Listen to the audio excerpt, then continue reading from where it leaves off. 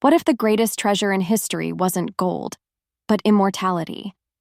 And what if the key to unlocking it was hidden in centuries-old paintings, protected by secret societies, and hunted by criminals, scholars, and adventurers alike? This is the story of a rogue archaeologist, a reluctant sister, and the impossible quest for the Fountain of Youth. It all begins in the noisy, crowded streets of Thailand. Luke, a reckless archaeologist with a taste for trouble, weaves through traffic on a scooter, ignoring repeated calls from a man named Kasem. Soon, he's boxed in by multiple cars. Kasem demands the return of a stolen tube. Inside, a rare painting taken from his boss. One of Kasem's men flashes a weapon, and Luke pretends he's about to pull over. But instead, he pulls off a daring escape, swerving onto another street and kicking off a wild chase. Luke's speed causes one of the cars to crash, buying him time. He darts into a market alley, too narrow for vehicles, but one determined biker gives chase. Luke dives into a cramped apartment building, where the biker crashes out. Down the stairs and out the door, Luke tries to escape again, only to get slammed by Kasem's car. Locals crowd around, giving Luke just enough cover to crawl away. Kasem fires into the air, scattering the crowd, and sends his men after Luke on foot. With an injured leg, Luke runs as fast as he can while dodging gunfire. He calls his crew. He's not making the flight, so they tell him to take the train. Limping through another market, he grabs a vendor's food cart and uses it to shield himself. At the right moment, he detaches the cart and sends it flying into Kasem's car. Flames erupt from the engine, blinding Kasem, who crashes into traffic just as police swarm in. Luke makes his escape and barely manages to board the train. Exhausted, he collapses into a seat and falls asleep. In his dream, he's inside a mysterious ancient temple, stealing a glowing golden mask. He wakes to find a stranger sitting across from him. Her name is Esme, and she coolly informs him that she retrieves rare artworks, and the men nearby work for her. She wants the tube. Luke refuses. One of her thugs chokes him from behind while Esme pulls a knife. A messy brawl breaks out. Luke grabs a plate and smashes it over the thug's head, headbutts him, and takes down another attacker. Esme joins the fight, and for a moment, it looks like she has the upper hand. But during the scuffle, the strap on the tube snaps, and she's sent flying into the train's bathroom. Luke slams the door shut and locks her in. He climbs to the roof of the train and spots a water tower. He jumps, slips, and crashes through a shack. Once again, he calls his team for a pickup. Meanwhile, in London, Luke's sister Charlotte is in a bitter legal meeting with her ex-husband Harold, who wants full custody of their son.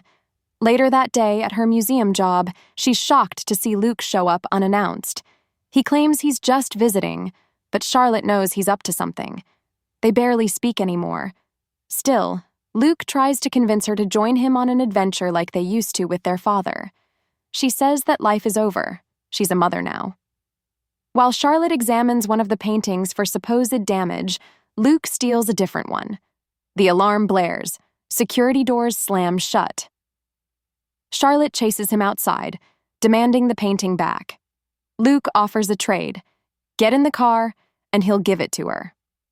They speed off, dodging police, swerving through alleys until they vanish into the back of a truck driven by two familiar faces, Murphy and Deb, their dad's old crew. Luke and Charlotte argue about their choices in life. Murphy checks the painting but says it's the wrong one. Luke lets Charlotte take it back but knocks her out with a spray first. She wakes up alone on a park bench. Back at the museum, Inspector Jamal is suspicious of Charlotte. But while he questions her, someone quietly returns the stolen painting to its place. Charlotte tries to pick up her son from school, but Harold denies her. He's heard she's a suspect. Furious, she confronts Luke again and finds him with a wealthy man named Owen. Owen reveals that he's dying of cancer and believes the mythical Fountain of Youth is real. He's hired Luke's team to find it. Charlotte scoffs, but Luke insists there's truth in the legend. Many cultures wrote about it. And more importantly, 6 painters from the 1600s hid clues to its location across 6 specific paintings. All the canvases bear hidden markings, Latin signatures reading 6 and 1, suggesting 6 pieces reveal one path. Luke believes Esme is a descendant of the Protectors of the Path, a group entrusted to keep the fountain's location secret.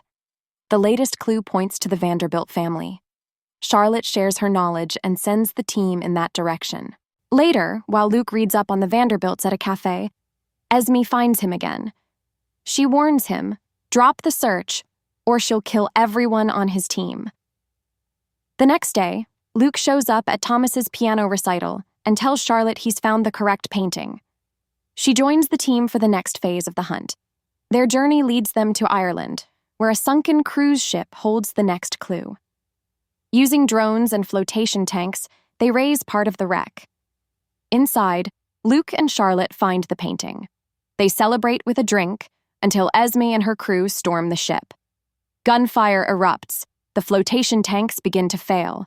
Luke drops the painting. Water floods the liner. Charlotte is taken hostage. But when everything starts collapsing, she fights back and throws Esme into the sea.